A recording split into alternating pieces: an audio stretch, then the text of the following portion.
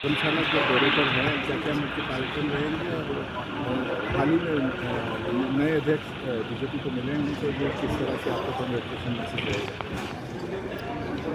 सबसे पहले तो मैं भारतीय जनता पार्टी के राष्ट्रीय अध्यक्ष जो पिछले कल जिनको दायित्व दिया गया नितिन नवीन जी को बहुत बहुत बधाई देता हूं, देवभूमि हिमाचल प्रदेश की ओर से, हिमाचल प्रदेश के सभी कार्यकर्ताओं की ओर से।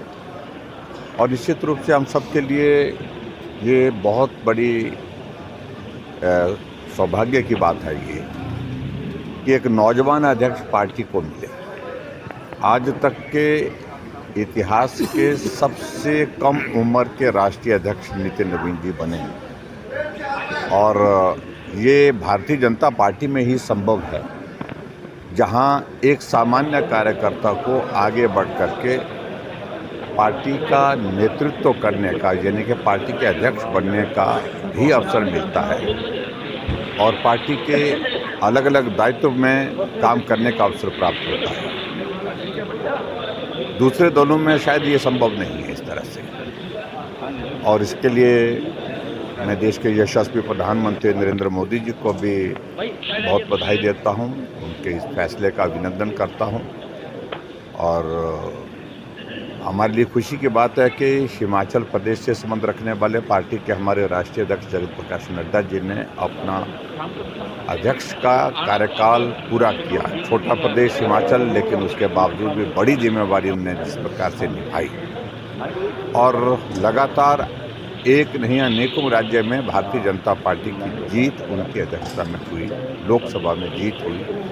तो सौभाग्य की बात हम सब लोगों के लिए ये भी है कि हिमाचल प्रदेश का भी सम्मान ऊंचा हुआ है। और एक बार फिर से मैं बहुत बहुत बधाई देता हूँ पार्टी के हमारे राष्ट्रीय अध्यक्ष नितिन नवीन जी को, और हमें पूरा भरोसा है कि निश्चित रूप से आने वाले समय में पार्टी और मजबूत होगी। पार्टी मजबूत होने के साथ साथ में जो चुनौतियां पार्टी के सामने हैं उन सभी को पार करते हुए वो सफल अध्यक्ष के नाते अपने कार्यकाल पूरा करेंगे। विक्रम,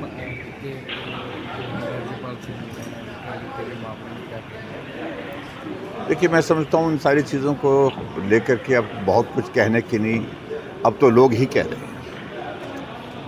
हिमाचल प्रदेश में इस प्रकार की स्थिति कांग्रेस पार्टी की सरकार की बन चुकी है। ना आपस में कोई तालमेल है, ना जनता के साथ कोई सरोकार है, जनता की समस्याओं के साथ कोई सरोकार नहीं। ऐसी स्थिति में मैं यही कहूँगा कि सिर्फ और सिर्फ अपना कार्यकाल पूरा करने की दिशा में ये प्रयत्न कर रहे हैं कांग्रेस के लोग, कांग्रेस की सरकार, और विशेष तौर से मुख्यमंत्री के कामकाज के तौर तरीके पर जब उप मुख्यमंत्री ही प्रश्न चिन्ह खड़ा कर रहे हैं, उनके वरिष्ठ मंत्री जो है कमरे के अंदर नहीं, सार्वजनिक रूप में मीडिया में प्रश्न चिन्ह खड़े कर रहे हैं, तो इससे अंदाज़ा लगा सकता है कि सरकार में चल क्या रहा है। सर, कहने के चिट्टे को लेकर जो है मुख्यमंत्री बहुत आक्रामक है, तो विपक्ष क्या कर रहा है? देखिए, इसमें चिट्टे के खिलाफ लड़ाई लड़ने के लिए हम सब लोग इकट्ठा हैं। उसमें हमने भी कहा है कि ये आपकी ही लड़ाई नहीं है, पूरे हिमाचल प्रदेश की जनता की भी लड़ाई है और विपक्ष उसमें साथ है। क्या सर भाजपा निश्चित रूप से हम लोग कर रहे हैं कार्यक्रम। मैंने अपने विधानसभा क्षेत्र में राज्यपाल महोदय जी का बहुत बड़ा कार्यक्रम किया, जिसमें अवेयरनेस का कार्यक्रम हुआ है, लेकिन सरकार उसमें सिर्फ इवेंट तक सीमित ना रहे, मेरा ये सुझाव है। खासतौर से हम देख रहे हैं कि बड़े बड़े मैराथन वो करने की बातें कर रहे हैं, बड़े बड़े आयोजन करने से, उससे ठीक है एक आधा कार्यक्रम हो, लेकिन सही मायने में चिट्टा कितना खतरनाक जिंदगी के लिए है, आने वाली जनरेशन के लिए है, इस सारी बात को लेकर के जो कैंपेन करने की आवश्यकता, जो बात करने की आवश्यकता जहां जिस रूप में है वो करना चाहिए। मुझे लगता है ये इस तरह से वॉकथॉन करके आप मैराथन करके जो है वो एक सिर्फ एक इवेंट क्रिएट कर सकते हैं, लेकिन इसमें जानकारी नीचे तक नहीं जा पाती है। ये मुझे लगता है कि ये करने की ज़रूरत है। पंचायती चुनाव को लेकर क्या कहेंगे? जो पंचायत के चुनाव को लेकर के हम पहले दिन से कह रहे थे कि चुनाव समय पर होने चाहिए, कोई वजह नहीं बनती है। और जो डिज़ास्टर एक्ट हिमाचल प्रदेश में लगा के रखा है और सही मायने में डिज़ास्टर के प्रभावित इलाके में काम तो हो नहीं रहा है। पानी की स्कीमें जो है आधी बंद हो गई, क्योंकि इस बार सर्दी के मौसम में बारिश बड़ा लंबा स्पैन हो गया, जिसमें बारिश नहीं हुई, बर्फ़ नहीं पड़ी, जिसके कारण जो है बहुत बड़ा संकट हो गया। सड़कें जो टूटी हुई वो टूटी हुई हैं, लेकिन उसके बावजूद भी उस पर कोई काम नहीं हो पा रहा है। लेकिन सिर्फ एक ही बात को लेकर के डिज़ास्टर एक्ट का हवाला दिया जा रहा है कि हिमाचल प्रदेश में पंचायत के चुनाव को टालने का एक रास्ता, एक ज़रिया निकल पाए, तो ये मैं समझता हूँ उचित नहीं है। पंचायत के चुनाव समय पर होने चाहिए। भारतीय जनता पार्टी के प्रदेश नेतृत्व ने एक फैसला लिया था, जिसमें चारों लोकसभा क्षेत्र में पार्टी के हम सब लोग जो है वो प्रवास करें, जिसमें